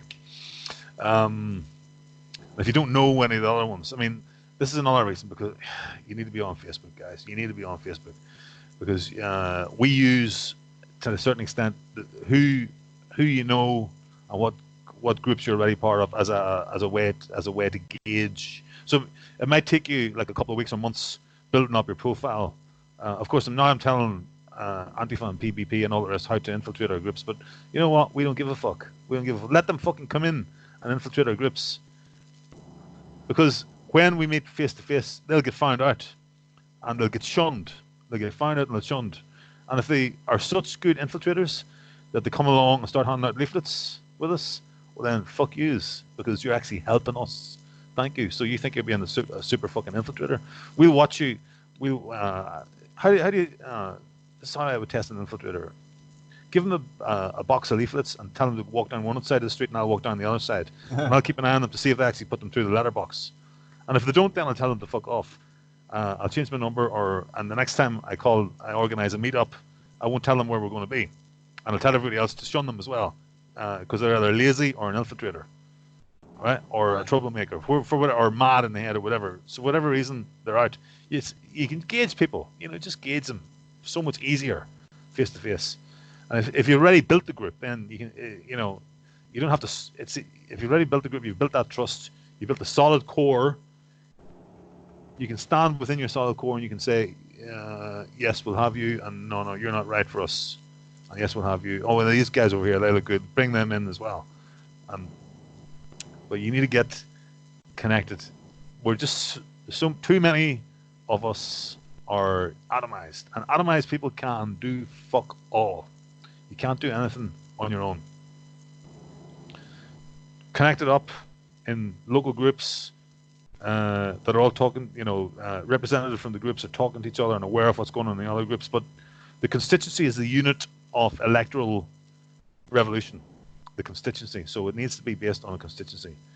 And we'd encourage everybody to join the commons of whatever your preferred political party is. Of course. Some people don't have the money. It's only 20 euros. Come on, guys. Some people don't want to go down that route. Some people want to. Okay, well then at least join the Facebook groups. If you don't want to join the, everything I've said is, I'm talking to the unaffiliated. The affiliated people who are already in the commons of your political party, great stuff. As I already said, you're the guys. And I include me on that, and Martin, I include you because I know that you would be if you were here as well. We are the guys. It's on our shoulders so far, but fucking hell, it's a heavy load. It's a heavy load, and we can only carry so much. And there's not enough of us to carry it. We're only going to get, if we're lucky, 1 or 2 TDs elected this time round. We need more soldiers, more information soldiers. That's for sure. More electoral soldiers. We're building a machine. Look at when you hear people talking about winning elections, they talk about the machine ruled, the Fianna Fáil machine and the Fine Gael. This is what we need. We need it more because they have name penetration and name recognition because they have built a machine over the past century, over the decades. They have built that machine. What did Sinn Féin do? What was it? In the by-elections of 1918, they worked their socks off. And then 1919, they had to get out and work, and it paid off because they got 73 seats for the first Dáil. But it took months of hard, serious graft to get out into all those and convince the voters and reach all the voters. The voters aren't getting it by I'm going to come back to this. You think they're picking it up on social media? Of course they're fucking not. I can tell you they're not, because I've been going around knocking on the doors and nobody's ever heard. Out of those 60 people I talked to in one day in North Dublin, nobody heard of the Irish Freedom Party. Out of 200 people I talked to in Louth, maybe 2% of them had heard of the Irish Freedom Party. So social media, as I keep saying, it does not penetrate out of the reservation. It does not get the message beyond the reservation unless you force it. Like this is what you and I have been doing, but too few people are forcing it, are basically taking buckets of information from the reservation and throwing it over the fence. This is what we've been doing. But that needs to be going on. Like, we need a team of 100 people to do that, or 200 people to do that. And okay, let's move to the online team. The online team will be people who, for whatever reason, cannot go face to face, cannot go to meetings because of the sensitivity of their job, or because they're outside the country. So all the overseas patriots that are picking this up or hearing this, this is you. This is your chance to play your part for Ireland, to join our team. I've renamed our Facebook group for that. Irish Patriots Ogli Arlena, which means online volunteers. So look for Irish Patriots Ogli Arlena, and in there we take you through step by step the information, how to reach the audience that's outside our reservation, the Irish people, the great uninformed Irish people. Yeah.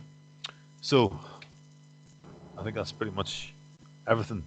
I can't think of anything else I wanted to say. I probably will do. Oh, you will. Man, you didn't get much of a chance, did you? That's all right, man. Oh, Martin, I'm terrible, man. Yeah. Anyway, over to you, man. Fine. I didn't want to interrupt. Did I miss anything? Did you miss anything? No, I don't. Or anything that you'd like to add?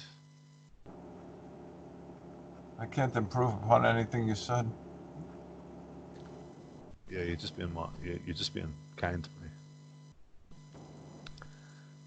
I'll go back to it. It's an hour and a half, and I could probably have said this in half an hour, but I'm just going to keep saying it and saying it and find different ways to say it and different aspects to bring up, and maybe bring other people in that have been involved in different parts of the process and brainstorm with them, and maybe do group calls with people who are actually out there doing this in various aspects of it, like the online warrior stuff for the people outside Ireland, or for whatever reason can't be involved in face-to-face meetups or have to remain anonymous. And then we'll get the people the brave soldiers who do not give a fuck, who will walk around the streets of so-called Antifa town like Dundalk, and I can think of a few brave men who do not give a fuck and just happy to do it. And actually, they know half the town. There's a guy up there. Let's call him Pete, and Pete knows half that town. He knows all the ex-Republicans. He knows all the current Republicans. He knows Sinn Féin. And he knows the Sinn Féin zealots. Now, I will use the word zealots with Sinn Féin because that's what they are. They're just focused in and can't even won't even talk to you because they know that their arguments, in case they get swayed over by the strength of our arguments, they won't even talk to you. Just like walk past the head down or call you a name as you walk past. But like all the floating voters or the more open-minded Republicans or nationalists up there, he was like calling them over and giving them a leaflet and getting the thumbs up. And yeah, number one. So our target, I said, let's try and get Cal 3,000 votes. So let's see how close to 3,000 votes we get. I think he'll do well.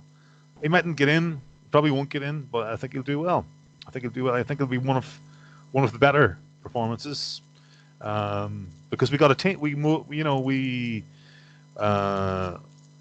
basically recruited and motivated and inspired and praised a team, and there was a few fallouts and tension along the way. We had to go through all that and deal with all that, and internal criticisms and rifts. We didn't have any splits or anything like that. But yeah, a few huffs, me included. Yeah, resignations, and then coming back again, bannings, and then being brought back in again. All of it. But it was a great bonding experience. And listen, we had a fucking adventure up in Louth, and I know the guys in Dublin have done as well. I know Ben Gearóid's team. I assume Ben Scallon's team did as well. I don't know anything about the National Party candidates. I just know that the National Party have been very busy, have been focusing on this for months out, building teams and building that discipline and letting people know what was required. That what was required was hard work. Was not sitting on doing tippity tap, but getting out into the street with a leaflet in your hand and letting whoever your local group area leader was, what days you were available, and then sticking to your word and going out in those days, rain, hail, or shine. Mostly rain or hail in this country in December and January and February. That's what it's going to take, guys. You'll see. I mean, I'm recording this on the Friday night. There's a 1 in 100 chance we'll get 5 or more TDs. There's a 1 in 10 chance we'll get between 1 and 5. Well, okay, 3 and 5. There's a maybe 1 in 3 chance we'll get 1. Maybe there's an evens chance we'll get 1 TD, 1 or more TDs. Well, there's an evens chance we're not going to get any. There's an evens chance we're not going to get any. If I was a betting man, we're certainly not going to get what we should be getting with the those 10 to 20,000 people, if we'd been organised. Now, I know some of them are in the National Party and some of them are in the Irish Freedom Party and some of them were doing good hard work. But if the other, that was like, we're talking about 5%. If the other 95, even half of us had got mobilised, we could be sitting looking at 10 to 20 TDs. And this is what we need to target for next time round. We need 50% of us to get off our ass. Of course, there'll be the ones who can't. But the ones who can't, you can become a Facebook volunteer or an online volunteer on Twitter or whatever. So one way or another, there's something to do. And I'm going to make sure that you know what it is that we want you to do over the next couple of weeks and months. So if you want to sit and jerk off and talk about ideology, that's okay. Yeah, this is not the channel. This is not the channel to talk about, because all you're talking about, the YouTubers who've been talking about ideology and have not addressed the election. I said earlier that the YouTubers played an important role at the earlier stages of the revolution. Awareness and letting people know that they weren't on their own. But now, the past 2 months has been election time. The time to get off not to talk about fucking E. Michael Jones, not to be talking about Salvini, not to be talking about Second Amendment gun rights, not to be talking about differences in policy between the Irish Freedom Party and National Party in terms of the EU. No, get off your fucking ass and pick one that's in whatever one is strong in your area and work and put your shoulder behind get your shoulder behind them, put your shoulder behind the wheel. That's what. And okay, if you missed out in this cycle, then and you didn't do anything, then I'm honest. You're the reason why we've got such a pathetic result. People like you are the reason why we've got such a pathetic result. So, but there is salvation. There is a chance of salvation. There's next time. Okay, so let's start today. Now, some people, you can tell, the smart man can be told by other people with experience. Like I've got experience of business and experience of running an election before, so I know this shit, right? And my business was, the business that I had was all about this sort of thing, communication, getting message out. It was a recruitment business, and I was good at it. Using technology to get communication out to people and organization, and also chivying and keeping the vision out there for people, keeping people on board, getting people to follow through on their word, on a commitment that they've given to, okay, here's a load of leaflets. Well, in my case, it was like, go to the interview, but it's the same thing. Okay, you said last week you're going to go to the interview, and I'm calling you today to make sure you're going to go to the interview. Okay?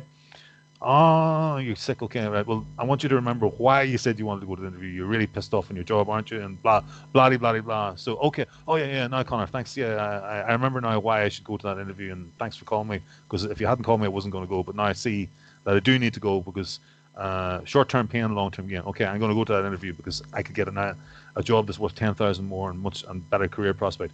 So it's the same thing. Okay, Johnny, you said you would take 500 leaflets. I've sent them down to you there, and you say you've got them now. Now you've got to get those. You've got to get those out around your town. What's this you're saying? You can't do it. Well, number one, you're wasting some resources for somebody else. I could have sent those to somebody else. You wasted all my time to recruit you and hire you, and you said right from the start you were in to do all this. So, so tell me what you're up against. Everybody's so depressed about how things are down here. My children can't get a flat. So something needs to change, doesn't it? Something needs to change. Remember why you said yes to me, or why you agreed to do this. Now, it's not just me you're saying yes to. You're saying yes to your country. It's your country's call. Okay, yeah, Conor, yeah, thanks for reminding me. I'm going to do it. So that's the job. It's the same job. It's the same job, and setting up the structures. And it's not rocket science. Anybody can learn it. Anybody can do it. It's obviously the more time, the more you've been doing it, the more experience you have. The more experience you get, and you can take on bigger projects, and you see organizational issues, and you learn from mistakes made at bigger levels of abstraction. Anyway, so I'm telling you why I've got experience, but and you can, most people haven't been able to see it in these organizational ways before what's required organizationally. Now, people are fantastic. There are people that can give speeches 10 times better than I could give a speech. There are people who can design a flyer 10 times better than I can design a flyer. There are people who can do a video. People can do research into ideologies. People who can philosophize. But what I can do is I'm an organizer. And this is what's required. Now, I know that the parties are organized, and the parties have very, very, very, very good organizers. Some like Melissa O'Neill, an excellent, coming from 5 years experience as a councillor, and she's been through with a political party before. She's been through it all, and she's learned. That political party has been around for a long time, and she's learned their techniques. So there are people like that out there that we can learn from as well, and I've learned stuff from her too. I'd like to think she's learned a few things from me too. So yeah, it's about leveraging those people with organizational and managerial experience to mobilize the 10,000 or 20,000 of us who know that this country is in severe crises if we do not elect or somehow get a nationalist government in there, and getting that word out to the other 3.5 million. That is the biggest job. That is the only game in town. The only game in town. That the 10,000 of us or 20,000 of us, we get organized and work out how we're going to get the word out to the other 3.5 million. Right, man. Sorry. Any comments? No, that's okay. I'm just taking it all in. I mean, you know all this, but it's not new. None of this is new to you, right? No. No. And you're here as my sounding board to let me know if I've forgotten anything or add anything, or maybe if you think, I want you to listen from the point of view of a patriot who maybe sees that Ireland's in trouble and understands all the reasons why, but doesn't understand that we need to get out of the reservation and get the word out to the general public, because most of the general public haven't heard that we have a solution, which is vote in patriotic parties. They don't even know the patriotic parties exist. Now, some more, the awareness level is going to go up from 1 or 2% to maybe 5 or 10% after this election, right? But it's still going to be, there's going to be a lot of people who won't know. Like all those constituencies where no nationalist party stood, for example. And there's a whole wasteland. There's wastelands. Cavan Monaghan, for example.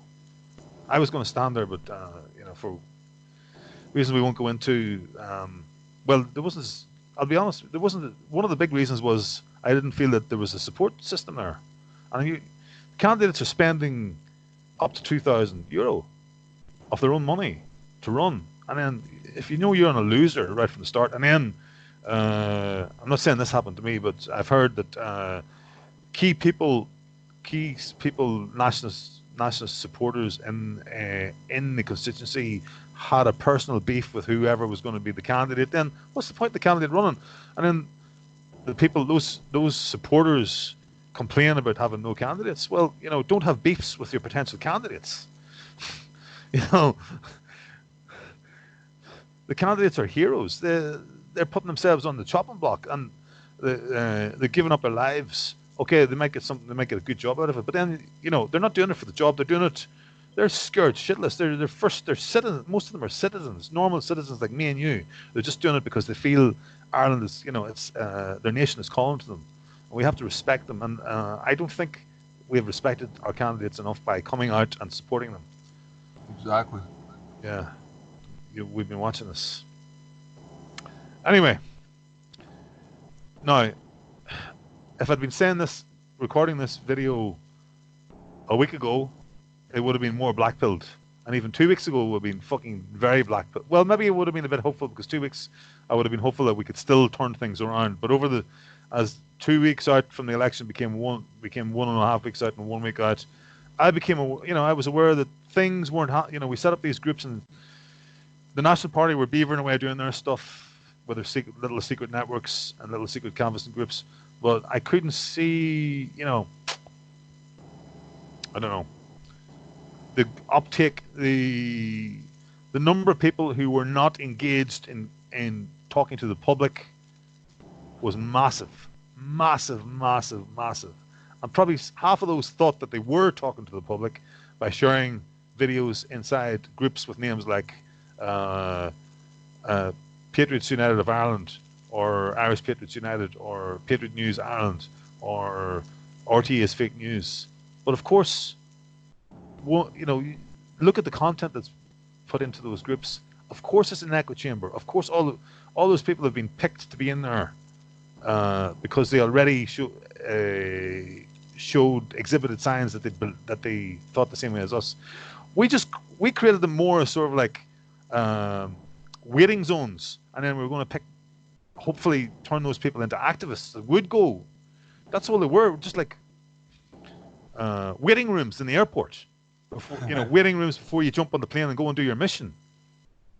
But they became the mission, and some people thought that was the mission, including some of our own people. Unfortunately, thought that was the mission, but it's not. It was not the mission. It's just a bloody training room, or waiting room, or like pep talk room. We all, it's okay. We're all on the same team here, and we all think the same. And you've got all of us behind you now. Off you go and do your mission. And your mission is to get out into the real world and talk to Joe Public. Have I laboured the point enough, Martin? Oh, yeah. Well, sometimes I think I'm repeating myself, but then it just doesn't seem to sink in. So, how many people do you think it sinks in with, and they're just afraid of it, and then they reject it, and they just go back to sharing videos? And how many people are just slow learners and just don't get it? A lot fall into the first category. I've seen it happen again and again. Yeah. I could think of somebody right off the top of my head, but I don't want to use his name. But no. Describe that person to me, so I know you're. Describe that person, and then that will be a general profile of a person who's. I'll just say first of all, he went into the trenches once. He got knocked down, and he never went back in. It hurt too much, I guess, and he didn't have the apparently the intestinal fortitude or the backbone to go back in for the cause. So was this online? Was this in the online world? Somebody yes. Somebody we know mutually. Uh-huh. You said describe him. Well, he's somebody who shares the characteristic of having spent some time in South America. I think that's enough to go on right there. You must know who I mean by now. Yeah, I think so. Yeah. Well, I'll give him credit for at least being the 1 in 100 that actually went into the trenches. But he did it. But Martin, it's not going into the trenches. It's just going into a bloody group and sharing some information, which is totally lawful and that you agree with. Define it as not going into the trenches. Maybe I misspoke, but I would say that. Well, however you want to characterize it, he did it. Sorry, once. I know I used that metaphor earlier on, so I shouldn't. I'm not coming down on you. I'm just expressing that really compared to what guys had to do, what people had to do in the past, what we're asking people to do, and it's a bloodless revolution, for God's sake, Well, okay, you could get your head beat up going to a free speech rally, but I wouldn't go to the free speech rallies to confront Antifa. The smart thing to do to go to those is to meet other people, to try and network with other people from your area, and go there. Either go there with people if you're already connected with people from your area. Go together and have that be a day out, a day away from your trenches. Your trenches are getting the people in your area on. Have it as a holiday, a team building exercise. Up to London, up to Belfast, up to Dublin, right? Wherever these things are, up to Dublin. To do something different for a while, get to know each other better, right? And maybe pick up a few other people. When you go to these things, there's somebody there. I had talking to one person from Galway on the right hand side, and then turn around and talk to the next person, and they're from Galway too. Oh, do you guys know each other? No, they don't. Oh, well, for fuck's sake, get to know each other and then swap each other's numbers, and then go back down to your area. Send them back down to the area, connected up. So that's where the war is fought in. The electoral war is fought in the constituencies, not shouting at Antifa doesn't win you anything. Even if Antifa all fucking disappeared tomorrow, it doesn't make our real job any easier. we still have to get out and talk to Mary and Biddy and Joseph and Plunkett and the 3.5 million people who have never heard our message or of our parties. Now, after this election, it'll be slightly less. It might be 3 million instead of 3.5 million. So, here, I probably should sign off. What do you think? Well, okay. I'm going to sit back and see if there's, see if you want to add anything. Maybe we should just relax for a bit.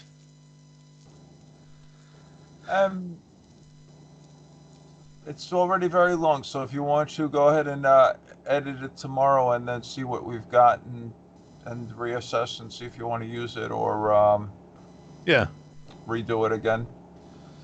Yeah, I might just throw it out there anyway, because the first video that I throw out, probably not a lot of people watch it anyway, and it's a new channel, so and we'll just keep refining. It might be just as quick to watch it once, make some notes, and then redo it, but try and focus in on certain areas. Well, I think maybe it wouldn't be so much. I think it was good to get everything out, and maybe each subsequent video I'll just focus on one aspect and go deeper into one, or like the online aspect or the local groups aspects, and maybe get somebody in. What will be interesting for people is for the audiences to hear from other people, hear more from you next time, and hear from somebody who's been down in the trenches, and in the common type thing, like handing out leaflets or whatever. All right, man. Let's thanks a million for your time, man. You've been solid. You've been a solid patriot. You've done fantastic work over this past 6 months, boy. Kind of good to say, man. Thank you. I appreciate it. Really appreciate it, man. Go on, my August. And just for other people out there, Martin speaks Irish, and he's been teaching me. Well, I knew a bit, but Martin's level is better than mine, and he's been putting out messages, bilingual messages, a lot of the time. And he's gone to great efforts to stand up for our culture. You're half Irish. Your mother's from Galway, isn't that right? Is your mother? Correct. Yeah. So he's Irish blood there, Galway blood. His Irish culture is important to him. We need more people like you, man. And the United States is probably it's easier to get Irish Americans to see this and do this and than the Irish people themselves. Why is that? Why the hell is that? You've said that a few times. Another great patriot we have is a Chicago native, and she's doing more than any 100 people on the old side are doing. Yeah. One parent from Kerry, the other from Meath. Yeah, she's like 100% Irish blood. All her brothers and sisters born in Ireland. She was the last one. She was born in Chicago, but she's 100% Irish. And she gets it. And she's a new totally will be boots on the ground too, but she's too far away. But when she actually came over, she actually came over, and nobody could give her a job to do. And said she couldn't connect with the right people to do some canvassing, some leafleting. She was totally volunteering to do. So now she's relegated to, like myself, just being a keyboard warrior. But man, she's really doing everything she can in that capacity. Well, listen, there are candidates, there are political candidates out there who will accept help. And look, I might stand again. So if I'll tell you what, I'll use everybody. Send her to me. I'm thinking about Cavan Monaghan, working on Cavan Monaghan to be ready for the next time, which is the one I was going to stand in last time. So there are a few of us out there who can certainly who know how to use volunteers. Yeah. So don't worry. We'll make sure that everybody has a job to do. Justin Barrett said that about every member of the National Party, and I like that. I'm stealing that from Justin. That's a great idea, because we gotta, there's a big job to do, and everybody can play a part. So we got to make sure that everybody who can play a part does do something at the level to which they're capable of, and that they grow. That might mean they have to grow a little bit. In terms of learn something new, learn a new technology, or slowly increase your confidence levels, or try something new, But we can do all that with stages. You know, progressive desensitization is a technique for getting people to grow through those areas. I've done some. I've worked in education as well, so you know, it's all about working within your zone of proximal development. Have you ever heard of that before, Martin? The ZPD, the zone of proximal development. I have not heard that, I don't think. Like if I say to you, okay, tomorrow you're going to give a speech in the Dáil, you know, you're going to say, fuck off. That's because that's outside your zone of proximal development. But if I say to you, okay, Martin, I want you to learn how Telegram works, and then add 5 people, I'm going to send you 5 IDs, 5 people, and add them to Telegram. That is something you could do by tomorrow. So that's within your zone of proximal development, right? Sure. For example, yeah. But if I said that to an 80-year-old man who barely knows how to switch on the computer and watch YouTube, then that's outside his zone of proximal development. Do you know what I mean? Sure. So each of us have things that we can't do now, but we could do with the correct guidance and support. Yeah, and that's what's within. So I want all of us. I encourage all of us to try and develop our capacities, but within, you know, keep it within our zone of proximal development. What we could expand our capabilities to be able to do with the correct guidance and support. And everybody's got something. Everybody with the correct guidance and support, we can all improve our capacities. Anyway, on that positive note, I'll leave it there. I'll say Ihoy. Slán liat and slán liv to any brave audience that have made it this far, and attentive audience, and thank you very much. Goramila, mila moyagat. I need to work out how to stop recording. Stop recording. There we go.